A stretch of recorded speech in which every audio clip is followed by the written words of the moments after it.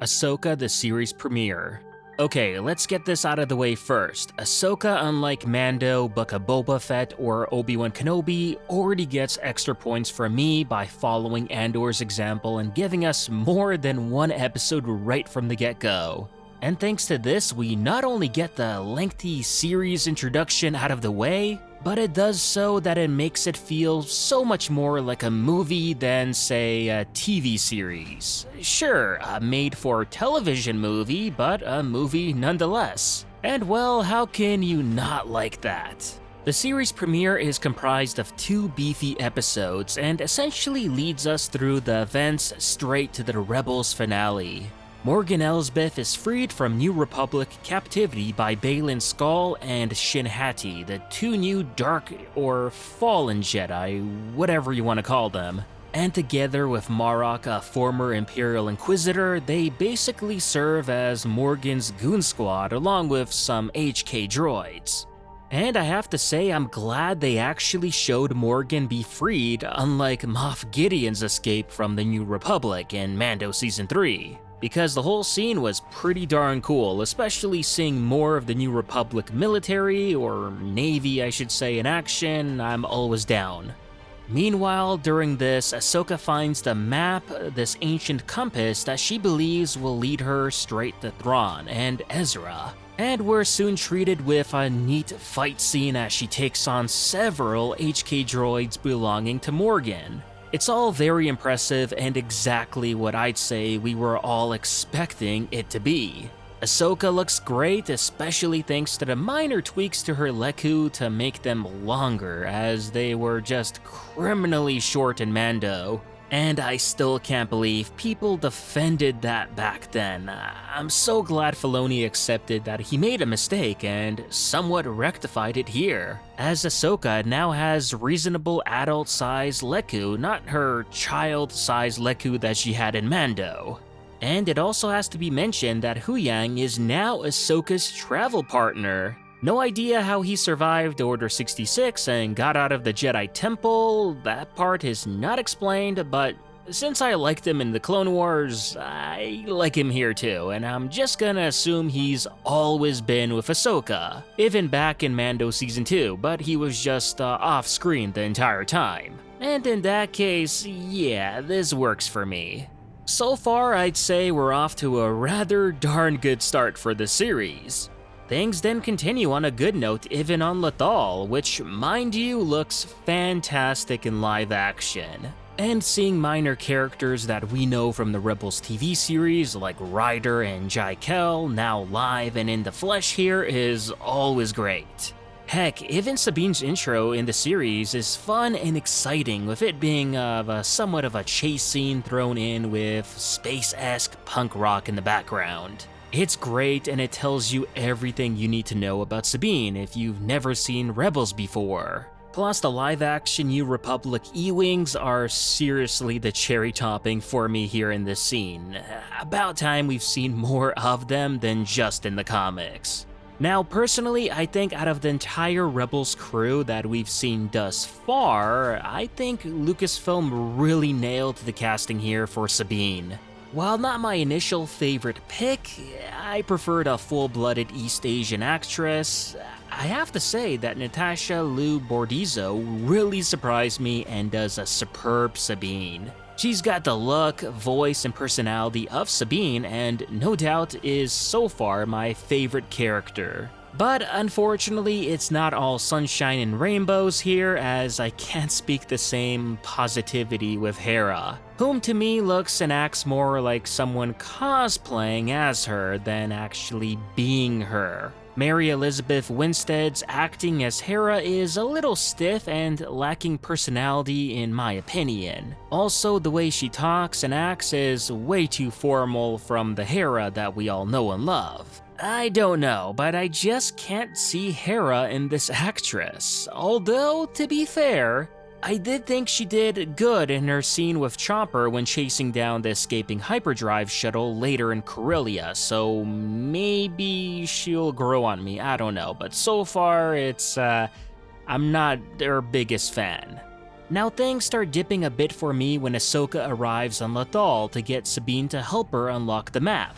As it's here, we learn that Sabine is now apparently a former apprentice of Ahsoka, but since when did this happen?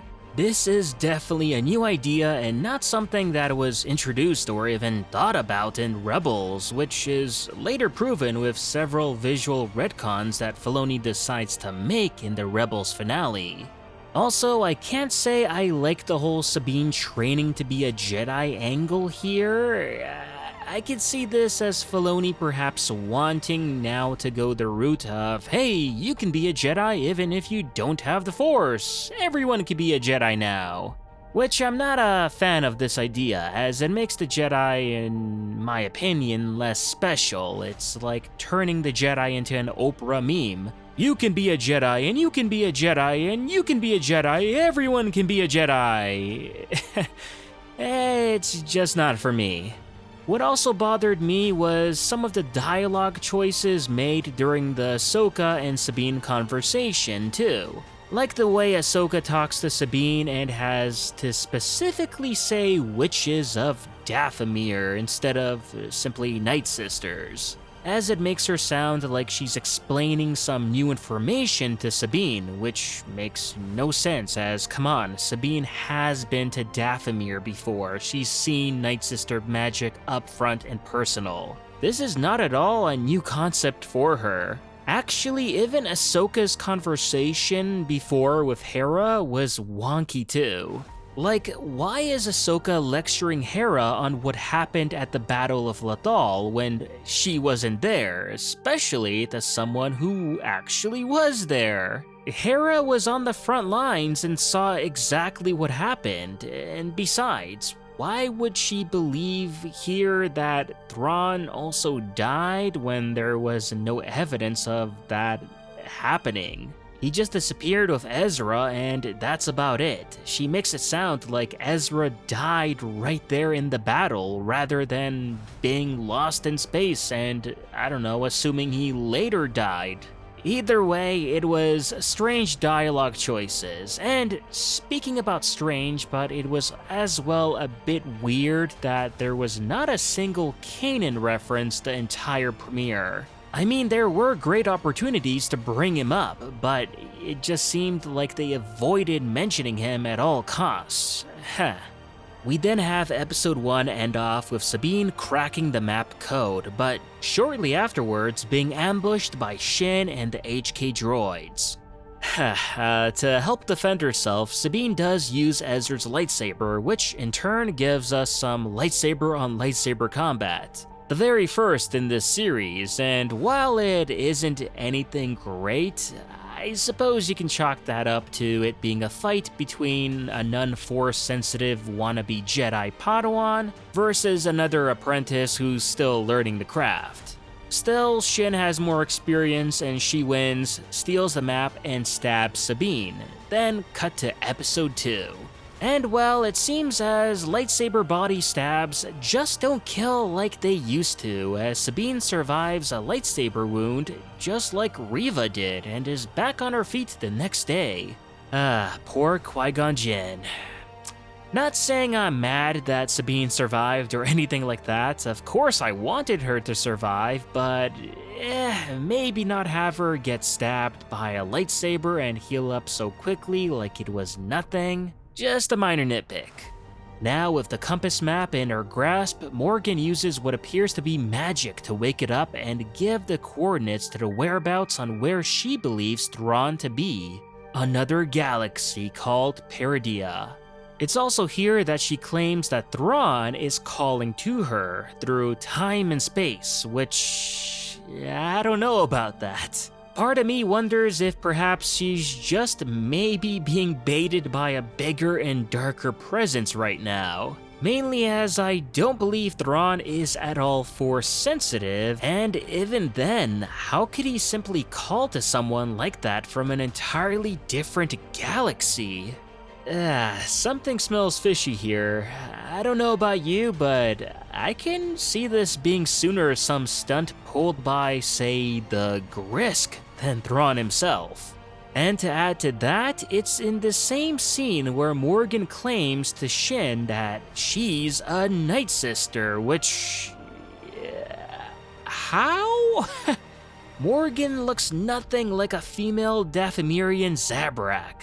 I mean, she's got natural black hair and no pale white skin. The exact opposite of the two basic features that female Dathomirian Zabraks have. There's just no way that she's a Night Sister, and if she's actually telling the truth and not just lying to Shin, then she has to be a human that was found and adopted into Night Sister culture. Otherwise, I really do question if Filoni does know Star Wars lore anymore.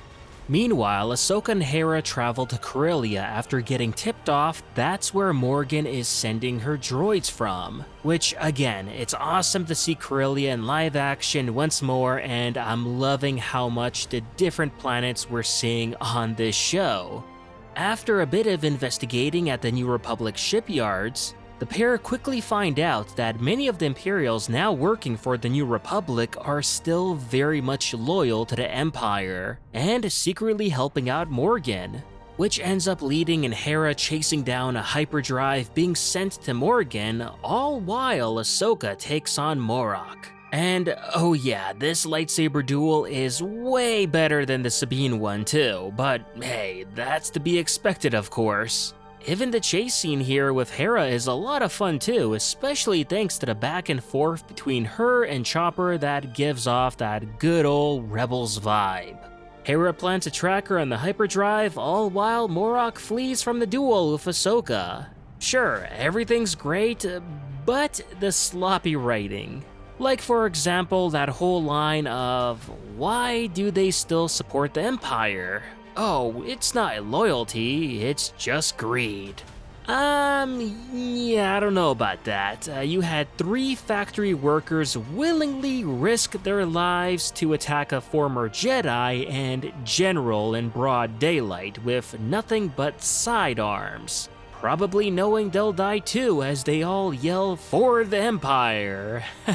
Yeah, I don't think you can pay anyone to have a belief like that. That's tried and true loyalty right there. And well, now that I mentioned the writing, the dialogue also feels flat, like as if the characters are talking in bullet points with very little natural flow. It might just be me, but even though Filoni is a great storyteller, I don't think he's the best person to hand a pen and a piece of paper to. Sure, it ain't the worst I've seen in Star Wars, but it's far from the best too.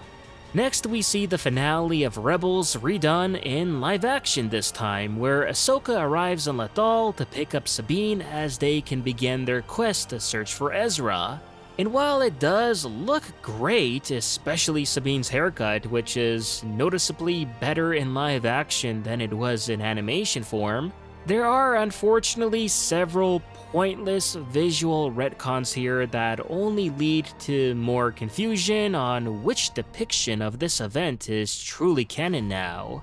I mean, I know Filoni loves retconning the work of others, but now he's just retconning himself at this point, literally. The episode then ends off with another visually appealing scene in space, this time featuring Morgan, as she uses the hyperdrive that arrived from Corellia to help create what she calls the Gate of Sion. I suppose a little Easter egg to that of Darth Sion from the KOTOR games to open up a portal to this new galaxy of Peridea. And considering Ahsoka knows the location of this said gate now thanks to Hera's tracker, it's safe to say this is where she and Sabine will explore in the next episode. Overall, I have to say, I enjoyed what I saw from the Ahsoka series premiere. Kevin Kilner's score is fantastic, and I'm glad he made the jump from animated to live action work, as his stuff really adds life to this series. I also liked how the episodes have a more slower pace to them, similar to that of Andor, as it lets the scenes breathe, which is a good thing. Now, out of the 2 episodes making up the premiere, which I did enjoy both, I do have to say I prefer the second episode more, mainly thanks to Steph Green's really good directing. Can't say that's a big surprise for me either, as I also really liked her directed Book of Boba Fett episode 2, so yeah, this works. However, having said all of that, as noted in my review, I unfortunately did have some issues here and there in both episodes. And I'd be lying if I said that didn't affect my overall feelings towards Ahsoka the series, because they do. The series does have its flaws, it's not perfect, but it ain't bad either. While the premiere didn't give me that same type of hype and excitement that the Mando series premiere gave me all those years back, it still nonetheless has piqued my curiosity thanks to its mystery factor regarding Thrawn and this new galaxy. So while I'm so far kind of mixed on Ahsoka, I'm counting on the next 6 episodes to really turn me over and show me that, yeah, maybe Ahsoka has what it takes to take the crown from Mando as being the best Star Wars live action has to offer. It's really all going to depend on what's to come next. And that was my take on the Ahsoka series premiere. Let me know what you all thought about the episodes in the comments below, and if you haven't already, remember to like this video, subscribe to the channel, and I'll see you on the next one.